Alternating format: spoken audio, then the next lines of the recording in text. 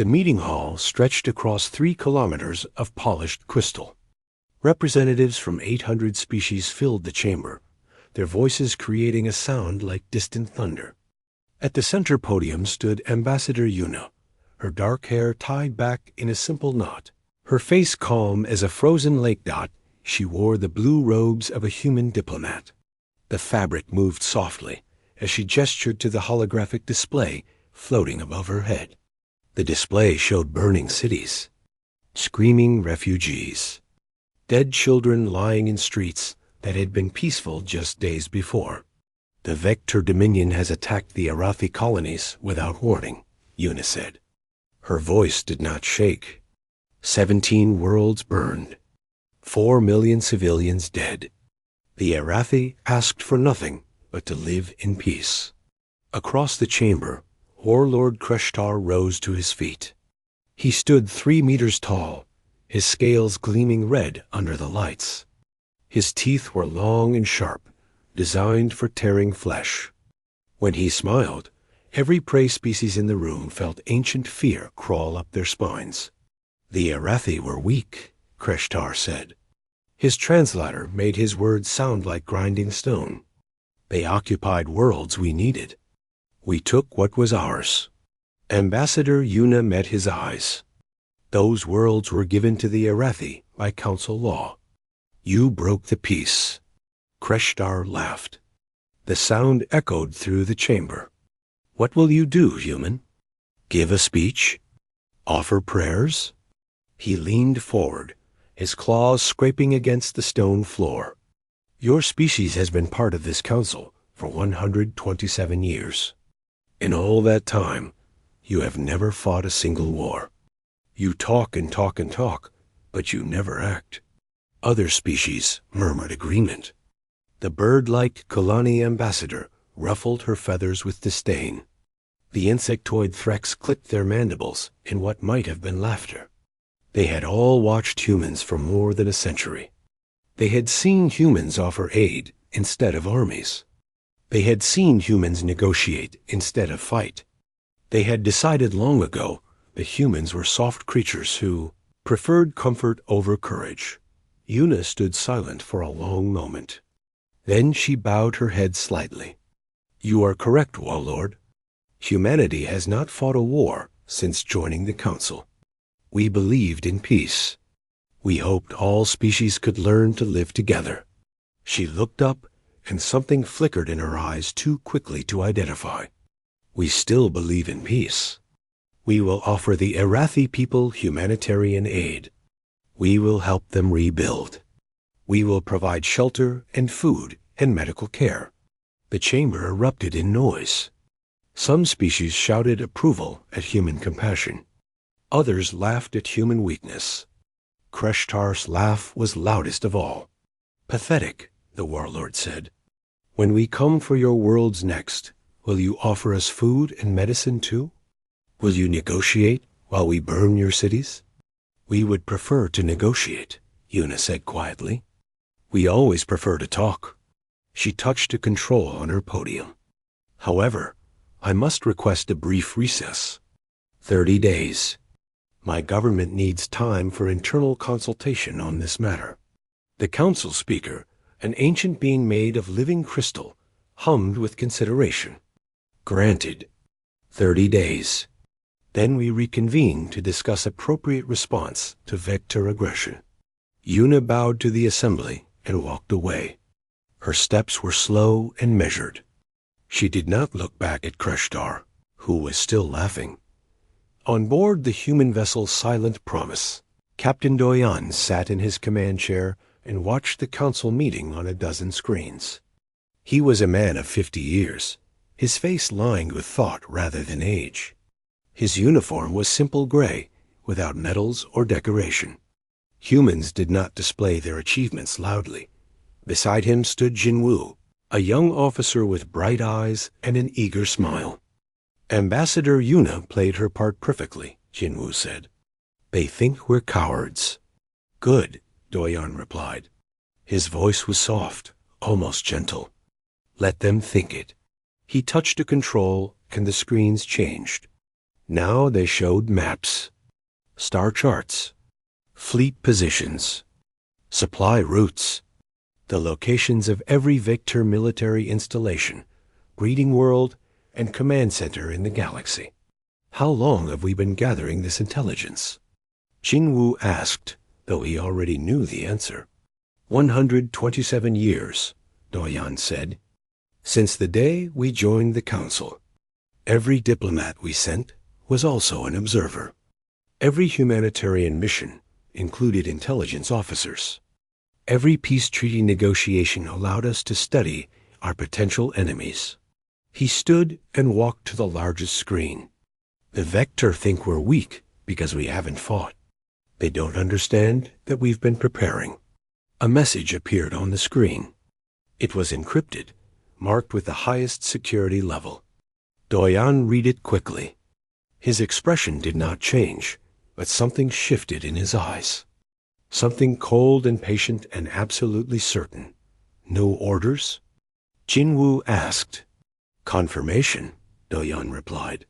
30 days from now, Ambassador Yuna will give the Vector one final chance to withdraw from Irathi space and make reparations. They will refuse. They will probably attack another human target to prove their strength. He turned to face his young officer. And then we will show them what humanity truly is. Do you think the Council suspects? Jinwoo asked.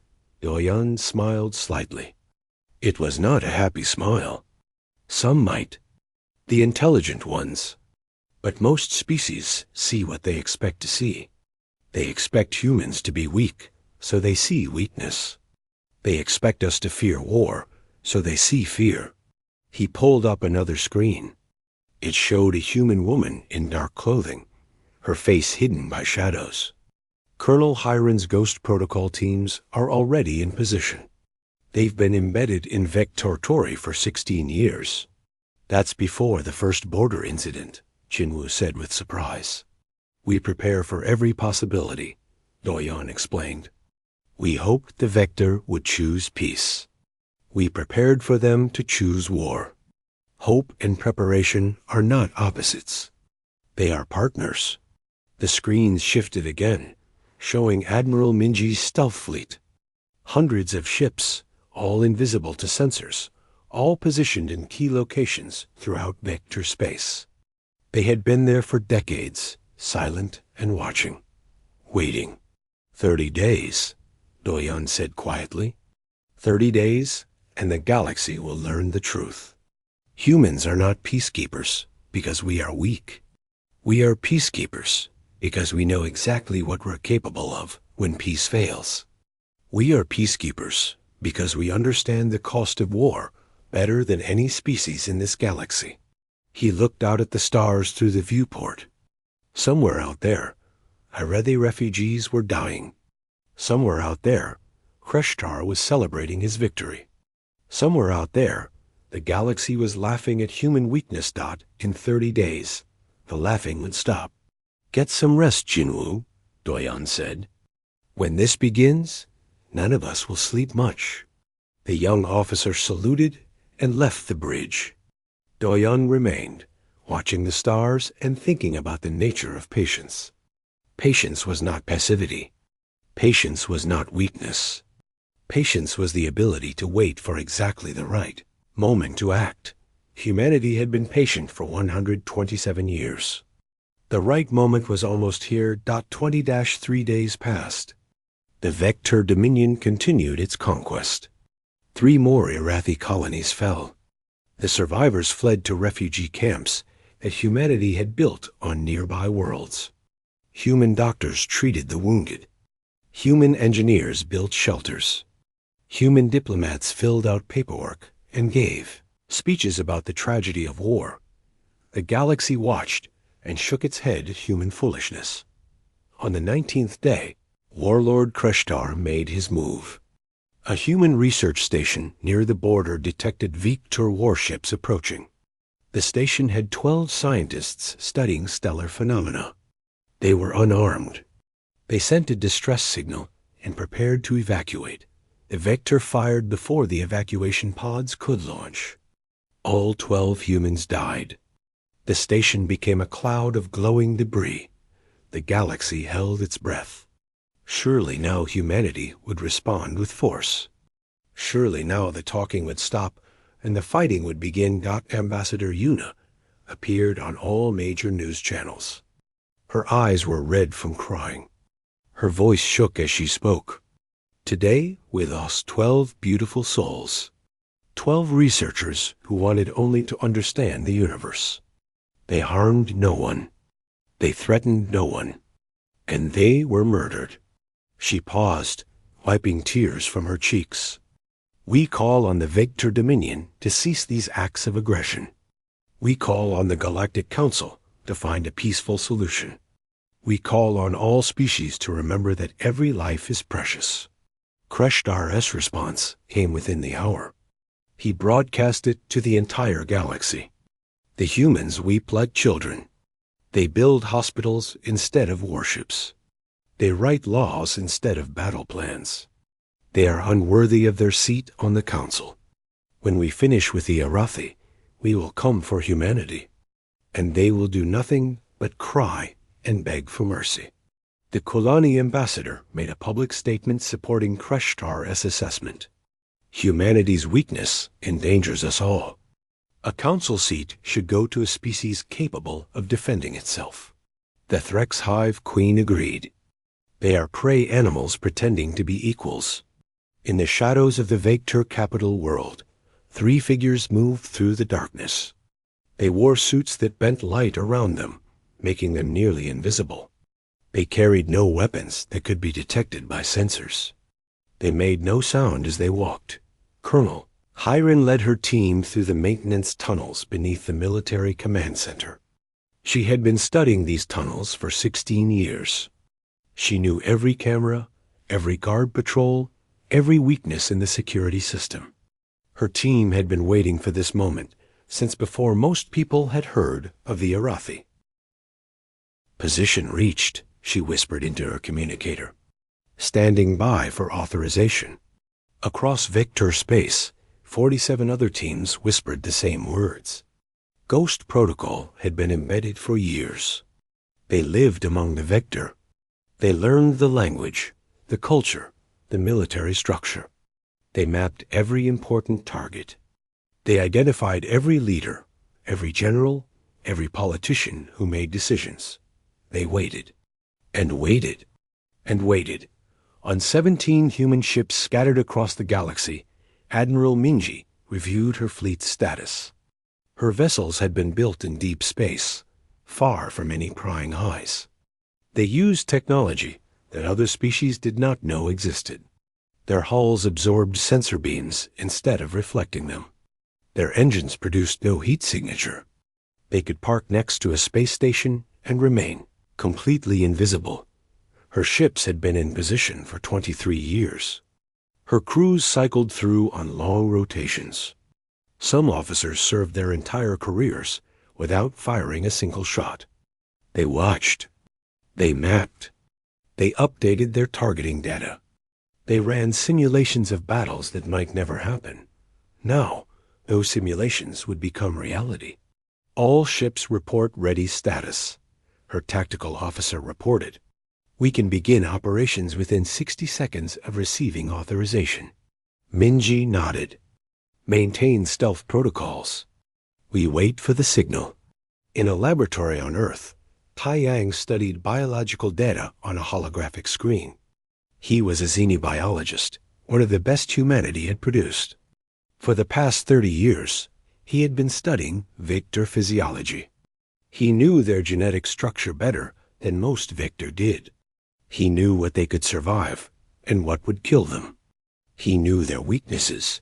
His research had started as pure science. Understanding alien biology was fascinating work. But his superiors had asked specific questions. What atmospheric conditions would disorient them? What frequencies of sound caused pain? What chemicals would disrupt their sensory organs without causing permanent harm? Tai Yang had answered every question. His research filled thousands of pages. Most of it would never be used. Humanity did not wage war for conquest. But if forced to fight, humanity would fight with every advantage knowledge could provide. On the council station, Jinwu attended a reception for junior diplomats. He smiled and laughed and asked friendly questions. The other species saw a young, idealistic human who believed in the power of friendship and cooperation. They told him things they would never tell senior diplomats. They gossiped about their governments. They complained about their militaries. They shared information freely with someone they saw as harmless. Jinwu remembered everything.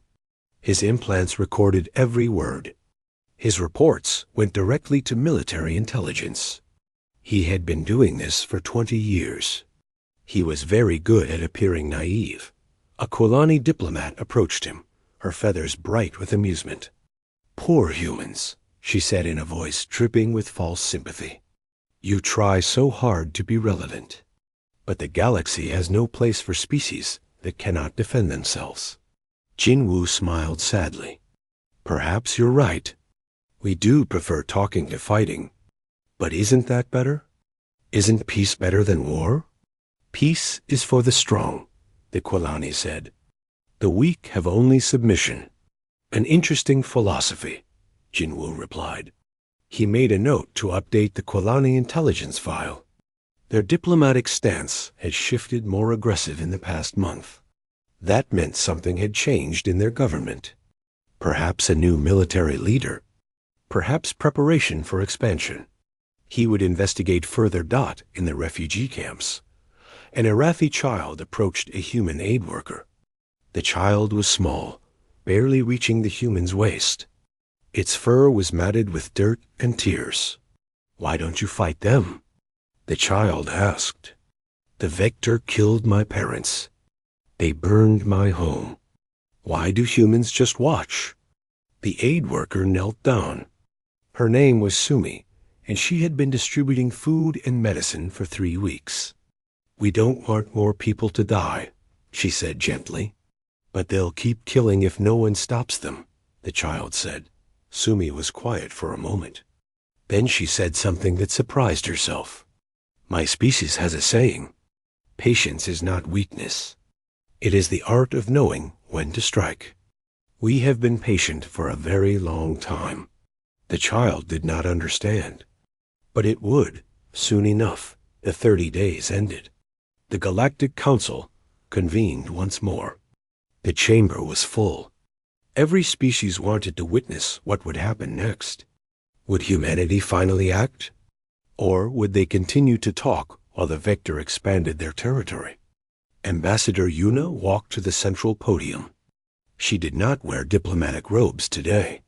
She wore a military uniform, dark gray, simple, without decoration, but unmistakably military. The chamber fell silent. "For 30 days, we have watched the Vector murder innocents," Yuna said. Her voice was calm, too calm. "For 30 days, we have offered peace. We have offered negotiation. We have offered every alternative to violence." She paused. "The Vector have answered with more violence. They killed 12 of our researchers. They mocked our compassion. They promised to destroy us."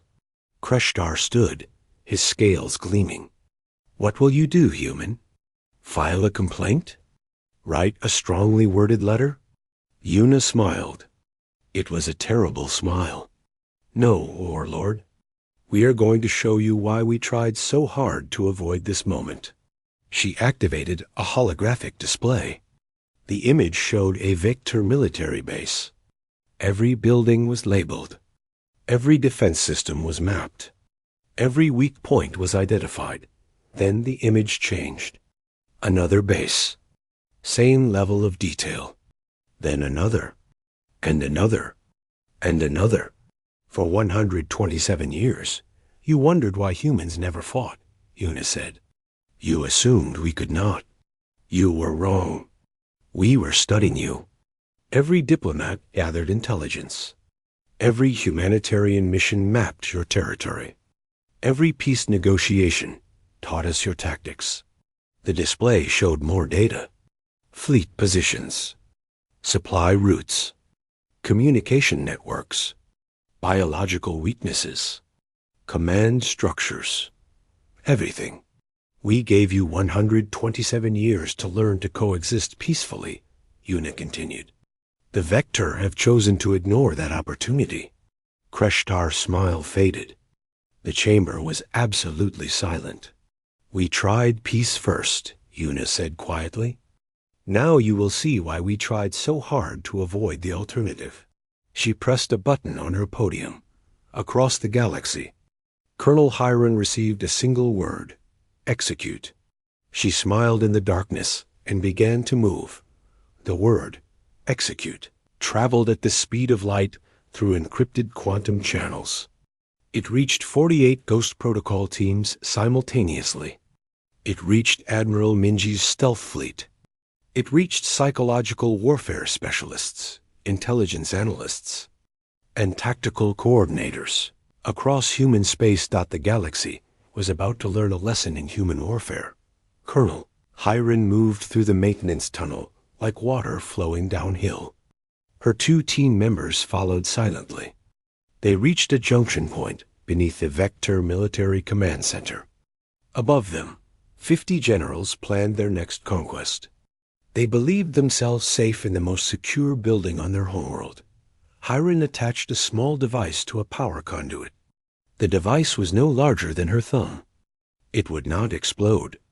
It would not release toxins. It would simply broadcast a very specific signal into the building's network that every computer in the command center went dark. Backup systems failed. Communication arrays stopped functioning. The generals sat in sudden darkness, unable to contact their fleets, their armies, or even each other. Hiron was already moving to the next target. On 17 different worlds, 47 other teams performed identical operations. They did not attack people. They attacked systems. Power grids failed. Communication networks went silent. Military computers lost all their data. Supply coordination systems stopped working. Within 30 minutes, the entire Vector military infrastructure was blind and deaf. Admiral Minji watched her tactical display as green icons appeared across Vector territory. Each icon represented a successful operation by Ghost Protocol. She smiled slightly. Everything was proceeding exactly as planned. All ships, she said calmly, begin Phase 2. Her fleet uncloaked. 200 vessels appeared in space where sensors had shown nothing moments before. But they did not appear near Vector warships. They appeared near supply depots, fuel stations, repair facilities, food storage centers, medical supply warehouses. The Vector had 3,000 warships, powerful vessels with heavy weapons. Admiral Minji had no intention of fighting them directly. That would be wasteful. Instead, she would make them useless. Her ships fired precisely. Missiles struck fuel depots, turning them into expanding clouds of frozen chemicals. Railgun rounds punctured supply stations, venting their contents into space. Energy beams sliced through repair facility docking arms, making them unable to service damaged ships. Within 2 hours, the Vector military lost 70% of its logistical support. Their warships were powerful, but they needed fuel to move, ammunition to fight, and food to feed their crews. Admiral Minji had just taken all of that away. A Vector admiral tried to rally his fleet to counterattack. He gave orders to pursue the human ships, but his communication system was not working properly. Half his fleet received the wrong coordinates. The other half received no orders at all. By the time he established contact using backup systems, the human ships had vanished again. They would appear 3 hours later, destroying another supply station. Then they would vanish. Then they would appear. Or somewhere else. The Vector could not predict where humans would strike next. They could not catch ships they could not see. They could not fight an enemy that refused to meet them in open battle. On the Vector homeworld, Warlord Kreshtar raged in his command bunker.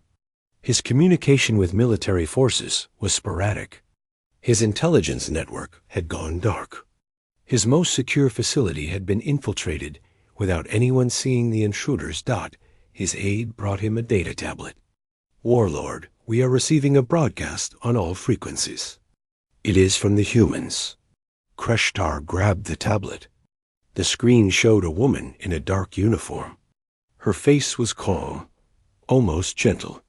This was Commander Seo Yoon, leader of humanity's Psychological Warfare Division. "Soldiers of the Vector Dominion," Seo Yoon said in perfect Vector language. "Your leaders sent you to die in a war they cannot win. They did not tell you that humans have been studying you for over a century. They did not tell you that we know every weakness, every supply line, every command structure. They did not tell you that we have been preparing for this possibility since the day we joined the Galactic Council." The broadcast showed images. Vector military bases with perfect maps of their layouts. Vector supply convoys with their exact routes.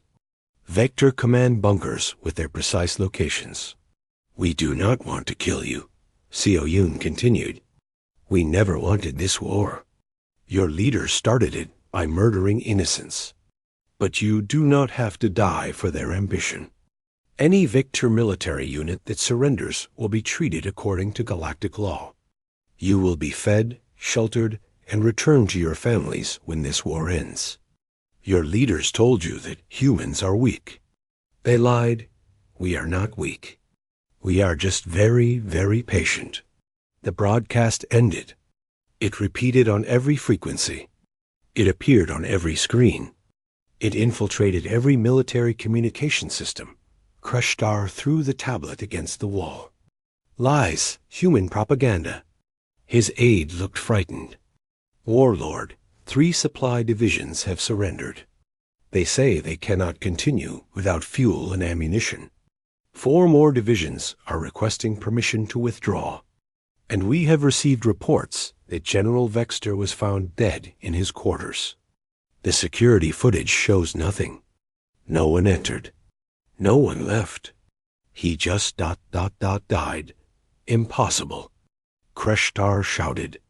But even as he said it, he knew it was not impossible. Humans had been inside his most secure facilities. They could be anywhere, do anything. He felt fear for the first time in his long military career. On the council station, the member species watched in shock as reports came in. The war had lasted less than a day, and the Vector military was already collapsing. There had been no massive fleet battles, no planetary bombardments, no millions of deaths, just precise, surgical strikes that destroyed capability without causing unnecessary casualties. The Kolani ambassadors stared at the tactical displays. How is this possible? The Vector have one of the largest militaries in the galaxy. How are they being defeated so quickly? Ambassador Yuna stood at the center of the chamber. Because military size does not determine victory. Intelligence does. Preparation does. The Vector spent a century building warships. We spent a century studying how to defeat those warships without direct confrontation. They focused on strength. We focused on strategy. She pulled up another display. It showed detailed intelligence on the Kolani military. Ship designs, base locations, fleet deployments, command structures, biological weaknesses of Kolani species. The Kolani ambassador's feathers flattened in fear. "Do not misunderstand," Yuna said calmly. "This information is for defensive purposes only. We have similar intelligence on every species in the Council. We have had it for decades. We have never used it because we have never needed to. We do not seek conquest. We do not seek dominance. We seek only peace. But we prepare for every alternative." The Threx Hive Queen spoke, her mandibles clicking nervously. "You have intelligence on the Hive?" "Yes," Una said simply. On the Hive, on the Quilani, on the crystal beings of Sector 7, on every member of this council. We know how to fight you. We know how to defeat you. We know your weaknesses better than you do yourselves. And we have never told you because we never wanted to use that knowledge. She let that sink in for a moment. The Vector assumed our peace was weakness. They assumed our patience was fear. They assumed that because we had not fought, we could not fight. They were wrong. And now they are learning the truth. Captain Doyan sat on the bridge of the Silent Promise and watched the operation unfold. Everything was proceeding exactly as planned. Better, even. The Vector were collapsing faster than the most optimistic projections. Jinwoo approached him. The young officer no longer wore his friendly, naive expression. Now he looked like what he truly was, a military intelligence officer with 20 years of experience, gathering data from unsuspecting aliens. Sir, we are receiving surrender requests from multiple Vector units, Jinwoo reported. Fleet Admiral Kursith is asking for terms. He says his fleet is stranded without fuel and cannot continue fighting. Accept his surrender, Doyan said. Send supply ships with food and medical care. Treat all prisoners according to galactic law. We are not barbarians. Yes, sir. And sir? Warlord Kreshtar is attempting to contact the Council. He wants to negotiate a ceasefire. Doyan was quiet for a moment. Then he said, tell him we will consider his request. After he surrenders unconditionally. After he stands trial for war crimes. After he explains to the Irathi families why their children are dead. Then we will talk about peace. 3 weeks after the word execute had been transmitted, the war was over. The Vector Dominion had surrendered. Not because their ships were destroyed. Not because their worlds were conquered. But because they could not function. Their military could not coordinate. Their fleets could not refuel. Their soldiers could not eat. And every day, more of them chose surrender over starvation. The galaxy was silent. 800 species tried to process what they had witnessed. Humanity had fought its first war in over a century, and it had won without firing more than a few thousand shots. They had won with intelligence, with patience, with strategic thinking that made brute force irrelevant. The question everyone was asking was simple. If humans could do this to the Vector, what could they do to us? Ambassador Una stood before the Council one more time. The war is over. The Vector military is disarmed. Warlord Kreshtar will stand trial. The Irathi colonies will be restored. And humanity will go back to what we do best, keeping the peace. She paused, letting her words echo through the chamber. We tried to tell you. Peace is our preference. It is not our weakness. 6 weeks after the Vector surrender, the galaxy was still trying to understand what had happened. News organizations interviewed military experts from 100 species. Everyone wanted to know how humanity had won so completely, so quickly, with so little bloodshed. The Threx Hive Queen called an emergency session of the Security Council. She stood before the assembly, her compound eyes reflecting the lights and patterns that showed deep concern. We must discuss the human threat, she announced. They have demonstrated capability far beyond what we imagined. They could destroy any of us. Ambassador Una sat quietly in her seat. She did not interrupt. She simply waited. The Quilani ambassador spoke next. Her feathers were dull, a sign of stress among her people. The humans have detailed intelligence on all of us. They know our weaknesses. They have been watching us for over a century. This is unacceptable. I propose that humanity be removed from the Council for espionage activities. Other voices joined in.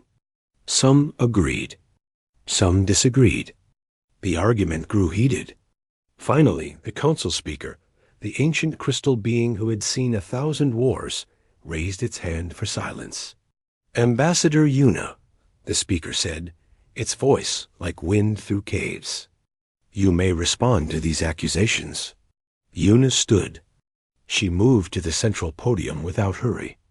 When she spoke, her voice was calm and clear. Everything said here is true. We have been gathering intelligence for 127 years. We know your military capabilities. We know your weaknesses. We have contingency plans for conflict with every species in this council. The chamber erupted in angry voices. The speaker called for silence again. However, Yuna continued, I ask you to consider why we gathered this intelligence. Was it to conquer you? No. We have had the capability to attack many species for decades. We never did. Was it to blackmail you? No. We never threatened anyone with what we knew. Was it to gain advantage in trade? No. We have kept this information completely secret until forced to use it. She activated a holographic display. It showed human diplomatic missions over the past century. Thousands of them. Peaceful negotiations. Trade agreements. Cultural exchanges. Humanitarian aid. We gathered intelligence for one reason only: defense. We learned from our own history that being unprepared for war is foolish, even when you prefer peace. Especially when you prefer peace. Because without the capability to defend yourself, peace is not a choice. It is simply hoping that stronger species will be kind to you. Taiyang stepped forward from the human delegation. He carried a data tablet. I am a xenobiologist. For 30 years, I have studied alien species. I know the Vector have a genetic vulnerability to certain atmospheric compounds. I know the Quilani. Decision-making process follows predictable neural patterns. I know the Threx can be influenced by artificial pheromones. I know the weaknesses of 800 species. He paused, letting that information settle over the shocked council. I have never used this knowledge to harm anyone. I never wanted to. But when the Vector started murdering innocents, my research became necessary. Not because I wanted to hurt them, but because I wanted to stop them with minimum casualties. Would you prefer we had fought a conventional war? The Vector have 3 billion citizens. How many would have died in planetary bombardments? In fleet battles? In ground invasions? No one answered. They knew the truth. A conventional war would have killed millions, maybe billions. We defeated the Vector military and killed less than 200 soldiers, Taiyang continued. All of those deaths were unavoidable accidents. We did not target civilians. We did not destroy cities. We did not use weapons of mass destruction. We used information. We used precision. We used our knowledge of their weaknesses to end the war as quickly and cleanly as possible. The Quilani ambassador was not satisfied. But you have this same information about all of us. How can we trust you? You have always trusted us, Yuna said quietly. For 127 years, you trusted us to negotiate fairly, to honor our treaties, to help you in times of need. That trust was not misplaced. We kept our word every time. The only thing that has changed is that now you know we are not weak. Why would that make us less trustworthy? The Threx Queen clicked her mandibles in thought. Because power corrupts. Because species with power use it to dominate others. That is how the galaxy works. Captain Doyan stood for the first time. He was not a diplomat, but he had been granted permission to address the council. He walked to the podium with slow, measured steps. His gray uniform was clean but worn. He looked like a man who had seen much and learned from it. You are describing the behavior of species that seek power for its own sake, Doyan said. Humanity does not seek power. We seek security. There is a difference. A species that seeks power tries to control others. A species that seeks security prepares to defend itself and its allies. We are the second type. He gestured to the holographic display, which now showed human military forces. Our stealth fleet exists. It is powerful. It could attack any of you, but it will not unless you force us to defend ourselves. Our Ghost Protocol teams are trained and experienced. They could infiltrate any of your governments, but they will not unless we need intelligence to prevent a war. Our weapons are advanced. Our strategies are effective.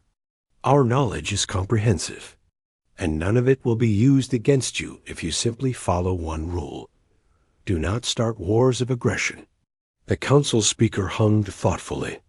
You are saying humanity will act as enforcers of galactic peace? No, Do-Yun said firmly. We are saying we will act as defenders. If species negotiate their disputes peacefully, we have no role to play. If species engage in mutual combat after failing to negotiate, we may offer mediation, but we will not interfere by force. But if a species attacks innocents, murders civilians, or attempts genocide, then yes, we will stop them, just as we stopped the Vector. That is not your decision to make alone, the Threx Queen said. Then make it together with us, Yuna replied. Create a new treaty. Define what actions constitute unacceptable aggression. Agree on how the Council will respond to such actions. Give humanity a formal role as peacekeepers, with clear rules and oversight. We are willing to accept any reasonable restrictions on our power, as long as those restrictions also prevent species like the Vector from murdering innocents. The debate continued for days. Some species wanted to expel humanity. Others wanted to ally with humanity. Most were simply confused and frightened. They had thought they understood the galaxy. Now they realized they had been living next to a sleeping predator for over a century, and they had not even known it. On the 5th day of debate, something unexpected happened. An Arathi survivor addressed the council. Her name was Sylph. She had lost her entire family to Vector attacks. She spoke with quiet intensity. I listened to this debate with confusion, Sylph said. You fear the humans because they have power. But the humans did not kill my family. The Vector did. The humans tried to stop it through diplomacy. When diplomacy failed, they stopped it through force. They could have destroyed every Vector world. They could have killed billions. Instead, they surgically removed the Vector military capability and killed less than 200 soldiers. They treated Vector prisoners with respect and medical care. They are helping rebuild our colonies. And you want to punish them for this? She looked around the chamber with eyes that had seen too much death. The question is not whether humans have power. The question is what they do with that power. They had power for a century and did nothing but help others. They had power during the war and used it with precision and restraint. They have power now and are offering to place it under council oversight. What more do you want from them? The chamber was silent. Sylph's words cut through all the political maneuvering and philosophical debate. She had stated the simple truth that everyone had been avoiding. The vote came 3 days later. The proposal was called the Humanity Accords. It formally recognized humanity's role as peacekeepers. It gave them authority to intervene in cases of genocide, mass civilian casualties, or wars of aggressive conquest. But it also placed restrictions on that power. Human actions would be reviewed by the Council. Human intelligence gathering would be regulated. Human military forces would operate under Council observation. 823 species voted in favor. 18 voted against. 5 abstained. The Threx Queen approached Ambassador Yuna after the vote. I voted in favor, but I want you to understand something. We still fear you. We probably always will. You are predators. We can see it now, even when you smile and speak gently. We can see the calculation behind your eyes, the patience of a hunter waiting for the right moment. Yuna nodded slowly. That is fair. We are predators. Every human is. We evolved on a death world where everything was trying to kill us. We learned to be patient, to plan, to think ahead. We learned to study our enemies and strike at their weaknesses. These traits made us excellent hunters. But they also made us excellent at avoiding unnecessary conflict. Predators that attack everything do not survive long. Smart predators choose their battles carefully. The Threx Queen clicked her mandibles. And now you have chosen to hunt those who prey on the innocent? We have chosen to protect those who cannot protect themselves, Yuna corrected gently. There is a difference. A hunter kills for food. A protector kills only when all other options are exhausted. We are protectors now. By choice, not by nature. We chose to overcome our predatory instincts and build a society based on cooperation instead of competition. But we never forgot our predatory capabilities. We just saved them for when they were absolutely necessary. The Threx Queen considered this. I think I understand now. You are predators who chose to be guardians. That is perhaps the only kind of predator I can trust. In a quiet office far from the council chambers, Jinwoo met with other human intelligence officers. They were updating their files, reviewing what had been revealed and what remained secret. The galaxy knows about Ghost Protocol now, one officer said. They know about the stealth fleet. They know we have detailed intelligence. But they still do not know the full extent of our capabilities. Jinwoo nodded. Good. Let them know enough to respect us. But not so much that they can plan effective defenses. We remain prepared for every possibility. Even though we are peacekeepers now? Another officer asked. Especially because we are peacekeepers now, Jinwoo replied. Peace only works when everyone knows that breaking it has consequences. We will keep watching, keep preparing, keep gathering intelligence, not because we want war, but because we want to prevent it. The galaxy had learned the truth about humanity, but not the whole truth. Never the whole truth. Because the most effective defense is the one your enemy does not fully understand. And humanity was very, very good at defense. 1 year passed. The Humanity Accords became part of galactic law.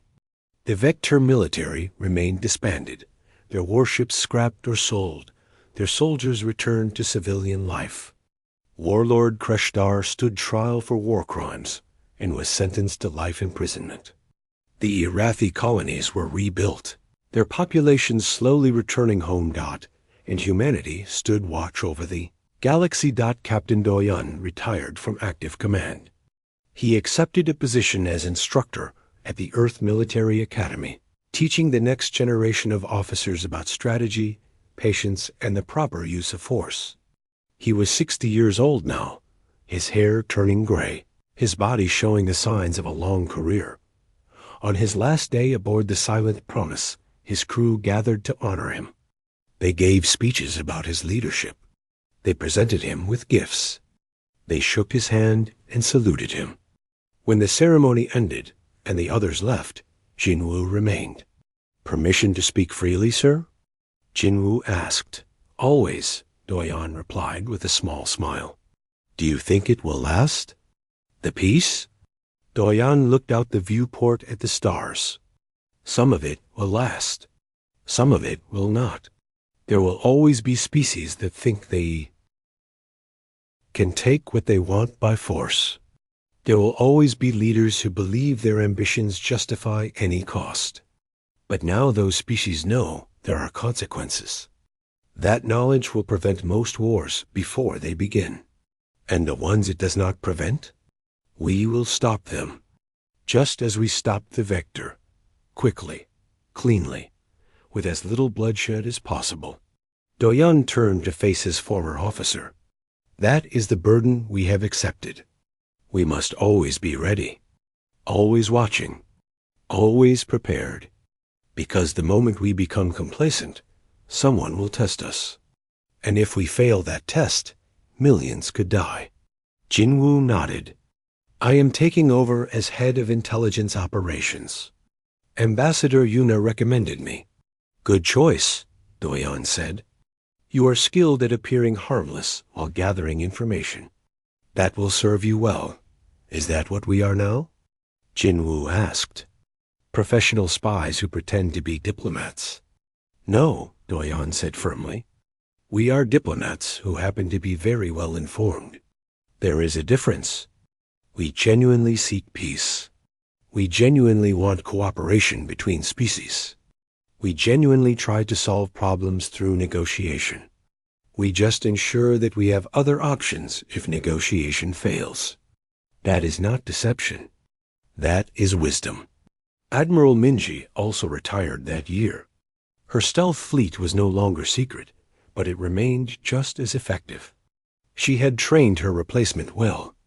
The fleet would continue its mission of silent vigilance, watching for threats before they could fully develop. On her last day, she visited the memorial for the 12 scientists killed by the Vector. Their names were carved in black stone. Fresh flowers were placed there every day by the families they left behind. I am sorry we could not save you, Minji said quietly to the names on the wall. But we made sure your deaths meant something. We made sure no one else would die the same way. I hope that brings some comfort. She stood there for a long time, remembering the faces she had never met. Then she saluted and walked away. Colonel Hiron did not retire. Ghost Protocol still operated, though now with council oversight. Her teams continued their work, embedding in societies across the galaxy, watching for signs of coming conflict. They prevented 3 potential wars in the first year after the Vector defeat, simply by providing intelligence that allowed diplomats to intervene early. In a briefing room deep beneath Earth's surface, Hiron addressed her new recruits. We are not soldiers, she told them. We are observers who sometimes act. We live among alien species, learning their languages, their customs, their ways of thinking. We become part of their society. And when we see a conflict developing, we report it. Sometimes that report prevents a war. Sometimes it allows our diplomats to negotiate a solution. Sometimes it provides the intelligence needed to stop an aggressor before they can harm innocents. A young recruit raised her hand. Her name was Jiwon, and she had top scores in xenolinguistics. What if we develop friendships with the people we are watching? What if we care about them? Then you remember why you are there, Hiron replied. You are not there to betray them. You are there to protect them, even from themselves. If you learn that their government is planning a war of aggression, reporting that information might save millions of their civilians from the consequences of their leaders' mistakes. Your job is not to help one side or another. Your job is to help prevent unnecessary death. Ambassador Yuna remained in her position. She found herself busier than ever. Species that had once ignored human diplomatic efforts now listened carefully to her words, not because they loved humanity, but because they respected human capability. Fear, she had learned, could be as effective as friendship in maintaining peace. She stood before the council 5 times in the first year, 3 times to mediate disputes between other species, once to argue for humanitarian aid to a planet struck by natural disaster, and once to warn the council about a developing crisis. The Korthan Empire is mobilizing its fleet, Yuna announced. Our intelligence suggests they plan to annex the independent systems in Sector 12. The systems are small and poorly defended. The Korthan believe they can conquer them before anyone responds. The Korthan ambassador stood angrily. That is a lie. We are conducting routine military exercises. Yuna activated a holographic display.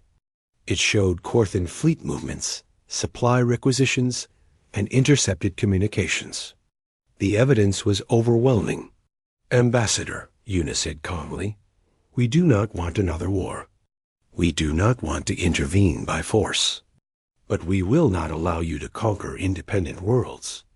Withdraw your fleet. Return to negotiations with the Sector 12 systems. Find a peaceful solution, or we will find one for you. The threat was clear. The Korthan Empire withdrew its fleet within 3 days. Negotiations began within a week. A treaty was signed within a month. No shots were fired. No one died.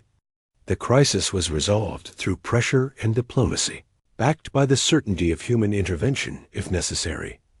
Afterward, the Korthan ambassador approached Yuna privately. "I hate you," he said bluntly. "You have turned my empire into a servant of council law." "No," Yuna replied. "We have turned your empire into a responsible member of galactic society. There is a difference. You can still expand your territory, but you must do so through trade, through cultural exchange, through peaceful means. You can still grow powerful, but not at the expense of weaker species. That is not servitude. That is civilization." The Korthan ambassador said nothing more, but he did not argue. He knew the truth. His empire could fight humanity and lose everything, or they could cooperate with humanity and prosper. The choice was obvious. 50 years passed. A new generation of humans came of age, born into a galaxy where their species was respected and feared in equal measure. They grew up hearing stories of the Victor War, of Captain Doyan's patience, of Ambassador Yuna's revelation, of the 3 weeks when humanity showed the galaxy its true nature. In the Earth Military Academy, a young cadet named Haniel studied those stories carefully. She was 20 years old, brilliant in tactics and strategy, and desperately eager to prove herself. "I want to serve on a stealth ship," she told her instructor. "I want to continue the mission of Admiral Minji." Her instructor was an old man now, his hair white, his face deeply lined, but his eyes were still sharp. Captain Doyan, retired for decades, but still teaching, looked at the eager young cadet and smiled slightly. "Tell me," Doyan said, "why do you want to serve?" "To protect the galaxy," Haniel replied immediately. "To stop aggressors. To keep peace." "Good answers," Doyan said, "but incomplete. The most important question is not what you want to do, but what you are willing to do. Are you willing to wait decades for an enemy that might never attack? Are you willing to gather intelligence that might never be used? Are you willing to prepare for battles you hope will never happen?" Haniel considered this carefully. "Yes, sir. I am willing." "Why?" Doyan pressed. "That sounds boring. That sounds like a wasted life." "Because prevention is better than cure," Haniel said. "Because one war prevented is worth more than 10 wars won. Because patience saves lives." She paused. "You taught us that, sir. In every lecture, every lesson. Patience is not weakness. It is strength waiting for the right moment." Doyan nodded slowly. "You have learned well. Very well. But remember this. Patience has a price. It requires discipline. It requires accepting that you will be misunderstood. Species will call you cowards because they see you avoid conflict. They will call you weak because they see you negotiate when you could simply take what you want. They will mock you and underestimate you. And you must let them, because the moment they truly understand your strength, they might become too frightened to cooperate. So we must always appear less dangerous than we are?" Haniel asked. "Not less dangerous," Doyan corrected, "but not more dangerous than necessary. Show enough strength to be respected, but not so much strength that respect turns to terror. That balance is the key to lasting peace." On the council station, Ambassador Jinwoo gave his weekly report to the assembly. He had replaced Yuna 10 years earlier, when she finally retired. He still appeared friendly and idealistic. The other species still underestimated him. He still gathered more intelligence than anyone realized. 4 potential conflicts identified this month, Jinwoo reported. 3 were resolved through early diplomatic intervention. The 4th is still developing. We are monitoring the situation carefully. The reports had become routine. Every week, humanity identified threats. Every week, diplomats intervened early. Every week, wars were prevented before they could begin. It had become so normal that most species barely paid attention anymore. But Jinwu paid attention. Behind his friendly smile, his mind was always working, always analyzing, always preparing. Just like his mentor Yuna had taught him. Just like Captain Doyan had taught her Dot in the rebuilt Irathi colonies, children grew up in peace. They played in parks that had once been battlefields. They studied in schools that had been rebuilt by human engineers. Some of them asked their parents about the war, about the vector attacks, about the time before peace. An elderly Irathi woman named Sylth, the one who had spoken at the council all those years ago, told her grandchildren a story.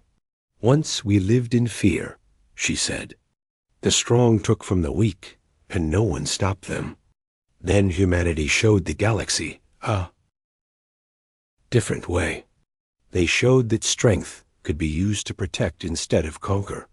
They showed that patience was more powerful than aggression. They showed that knowledge was the greatest weapon of all. Are humans good? One child asked. Sylph thought carefully. Humans are necessary. They are predators who chose to be guardians. They are warriors who prefer peace. They are dangerous in ways we still do not fully understand. But they use that danger to protect us. So yes, I think they are good. Or at least, they are good enough. 70 years after the Vector War, the galaxy had changed. Wars still happened, but they were rare. Most conflicts were resolved before violence began. The Council had authority and power because humanity backed that authority with capability. Species that thought about starting wars remembered the Vector, remembered how quickly they fell, remembered that humanity was always watching, always prepared, always ready, and they chose peace instead. Captain Doyan died at the age of 131. He had lived to see 3 generations of officers graduate from his academy. He had lived to see his lessons become galactic policy. He had lived to see humanity's vision of peace through strength become reality. At his funeral, Ambassador Jin Wu spoke. Captain Doyan taught us that preparation is not aggression. He taught us that patience is not passivity. He taught us that the most effective weapon is the one you never have to use. He taught us to be ready for war so that we could maintain peace. The galaxy is safer because of his wisdom. We are all safer because he taught us to think before we act. In the audience, Hanyul sat in her uniform. She was a commander now, responsible for 12 stealth ships. She had spent 20 years watching the galaxy, gathering intelligence, preventing conflicts through information rather than force. She had never fired a shot in anger. She hoped she never would. Beside her sat Chiwan, now a colonel in Ghost Protocol. She had lived on 6 different worlds, learned 9 alien languages, prevented 4 wars by providing timely intelligence. She had made friends among aliens and then reported on their governments. She had accepted the moral complexity of her work because she believed the outcome justified the methods. They both understood what Captain Doyan had built. A system where humanity kept peace not through conquest, but through vigilance. Where human strength prevented conflict rather than causing it. Where patience and preparation combined to make war unnecessary. The galaxy had discovered the truth about humanity. They were not peacekeepers because they were weak. They were peacekeepers because they were patient. Patient enough to study. Patient enough to prepare. Patient enough to wait for the perfect moment to act. But most importantly, patient enough to prefer peace even when war would be easier. That patience had saved millions of lives. That patience had created an era of unprecedented galactic prosperity. That patience had proven that the strongest warrior was the one who fought only when absolutely necessary. Humanity had always been predators. Ancient, evolved killers from a death world where only the smartest and most adaptable survived. But they had become something more. They had become predators who chose to protect the prey instead of hunting them. The galaxy would never forget that truth. And as long as humanity remembered it too, peace would endure.